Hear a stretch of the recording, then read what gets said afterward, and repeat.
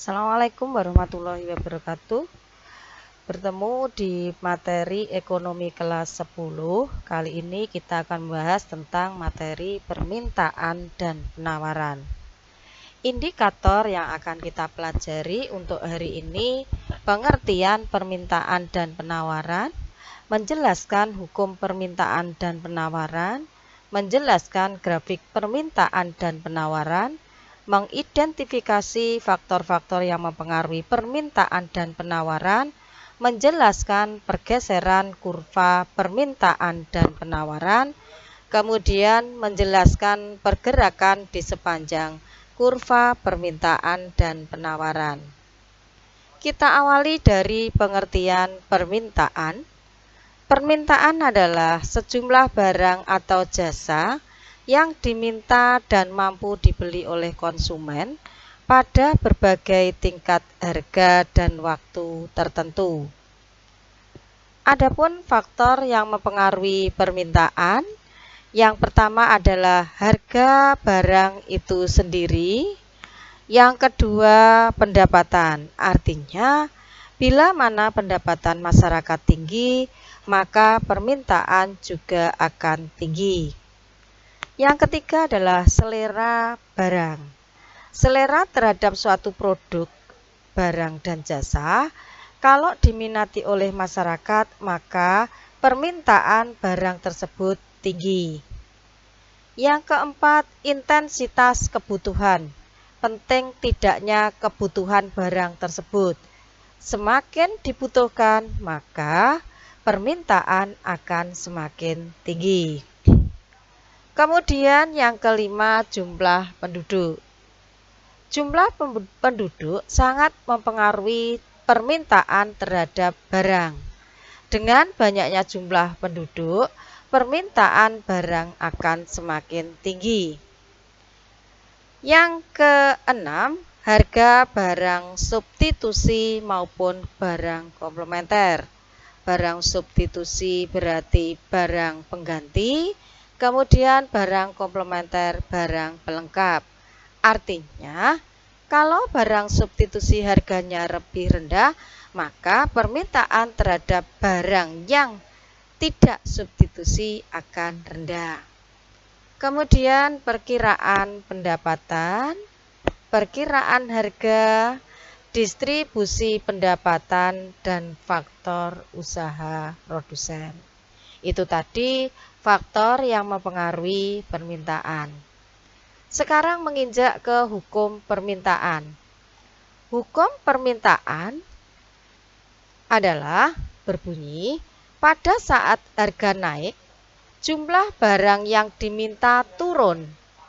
Pada saat harga turun, jumlah barang yang diminta mengalami kenaikan. Hukum ini berlaku selama keadaan ceteris paribus atau faktor yang lain dianggap tetap. Sehingga di dalam hukum permintaan, rumusnya adalah berbanding terbalik. Jelas, harga naik, jumlah yang diminta turun. Kemudian kalau harganya turun, barang yang diminta mengalami kenaikan. Sekarang kita beralih ke kurva permintaan. Berikut saya lampirkan dulu tabel dari kurva permintaan. Harga kedelai per kilo saat harga 6.000, jumlah kedelai yang diminta 20 kilo. Saat harga 5.000, jumlah kedelai yang diminta 40. Saat harga 4.000, jumlah kedelai yang diminta 60 kilo. Saat harganya 2.000, jumlah kedelai yang diminta 100 kilo. Sehingga di sini jelas, kalau harganya tinggi, jumlah yang diminta sedikit, sementara harganya rendah, jumlah yang diminta akan menjadi banyak. Di sini akan muncul kurvanya. Di situ ada garis yang vertikal P, artinya harga, di mana di situ ada angka 6, 5, 4, 3, 2, menunjukkan harganya ribuan. Jadi 6.000, 5.000, 4.000, 3.000, 2-nya 2.000. Kemudian Q, garis yang horizontal ke kanan itu, Q menunjukkan jumlah. Sehingga saat harga 2.000, jumlah yang diminta 20. Saat harga 3.000, jumlah yang diminta adalah harga 2.000, jumlah yang diminta 100. Saat harga 3.000, jumlah yang diminta 80. Saat harga 4.000, jumlah yang diminta 60. Saat harga 5.000, yang diminta 40. Dan saat harga 6.000, jumlah yang diminta adalah 6.000. Sehingga di situ saat harganya 2.000, yang diminta 100. Saat harga 6.000, jumlah yang diminta 20. Maka garis untuk permintaan di situ dari kiri atas ke kanan bawah dengan simbol D, artinya demand atau permintaan. Sekarang pergeseran kurva permintaan. Tabel pergeseran kurva permintaan. Di situ harga kedelai per kilo 6.000, jumlah kedelai yang diminta 20.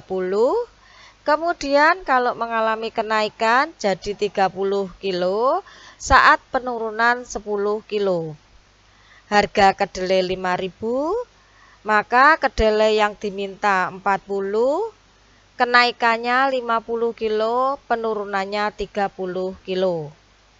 Saat harga 2.000, jumlah kedelai yang diminta 100, ini permintaan normal. Kemudian kalau mengalami kenaikan menjadi 110 kilo, penurunannya 90 kilo. Maka untuk pergeseran kurva permintaan, normalnya berada pada titik D, yaitu pada titik tengah. Kemudian kalau mengalami penurunan, nanti akan di D2, kenaikan akan berada di D1. Lanjut sekarang ke jenis-jenis permintaan. Jenis permintaan ada 3. Pertama, permintaan efektif atau effective demand, permintaan absolut atau absolute demand, permintaan potensial atau potential demand. Di sini Ibu tidak akan menjelaskan satu persatu. Tugas kalian, carilah pengertian dari ketiga jenis permintaan tersebut. Kemudian carilah contohnya, kumpulkan di buku tugas kalian. Menginjak ke berikutnya adalah pengertian penawaran. Penawaran datangnya dari produsen, yaitu barang yang dihasilkan oleh produsen akan ditawarkan kepada konsumen. Maka penawaran adalah jumlah keseluruhan barang atau jasa yang akan dijual atau ditawarkan oleh produsen pada berbagai macam tingkat harga. Jadi kalau penawaran, barang yang ditawarkan. Faktor yang mempengaruhi penawaran ada 5. Yang pertama adalah biaya produksi, artinya biaya yang dikeluarkan untuk membuat barang atau jasa. Kemudian kemajuan teknologi, harga barang itu sendiri, harapan masa yang akan datang, kemudian laba yang diinginkan oleh produsen atau penjual. Itulah faktor yang mempengaruhi penawaran. Hukum penawaran berbunyi, semakin tinggi harga suatu barang atau jasa, semakin besar jumlah barang jasa dari pihak produsen. Sebaliknya, kalau semakin rendah, maka akan semakin rendah pula penawaran barang dan jasa. Kurva penawarannya adalah kurva yang menggambarkan hubungan antara harga dan jumlah barang yang dijual atau ditawarkan pada masing-masing tingkat harga. Jadi di dalam kurva penawaran berlaku hukum berbanding lurus. Saya ulang, kalau di dalam permintaan tadi berbanding terbalik, tapi kalau kurva penawaran berbanding lurus. Pergeseran kurva penawaran adalah bentuk kurva penawaran tersebut dapat bergeser ke kanan jika jumlah barang yang diproduksi melimpah karena kemajuan teknologi atau karena laba yang diinginkan. Sebaliknya, kurva penawaran bergeser ke kiri jika jumlah produksinya menurun. Kemudian pergerakan di sepanjang kurva penawaran. Pergerakan di sepanjang kurva penawaran menunjukkan perubahan jumlah barang yang ditawarkan yang diakibatkan oleh perubahan barang itu sendiri. Apabila harga mengalami kenaikan, penawaran barang yang akan dijual bertambah. Dan sebaliknya, apabila harga mengalami penurunan, maka penawaran barang yang akan dijual berkurang, sehingga kurva penawarannya bergerak di sepanjang kurva dan melereng dari kiri bawah ke kanan atas. Untuk pergeseran kurva penawaran, kalian bisa lihat di buku modul kita halaman 101, mulai tabel penawaran, berikut gambar penawarannya, sampai nanti pergeseran kurvanya. Inilah tadi materi kita hari ini tentang permintaan dan penawaran.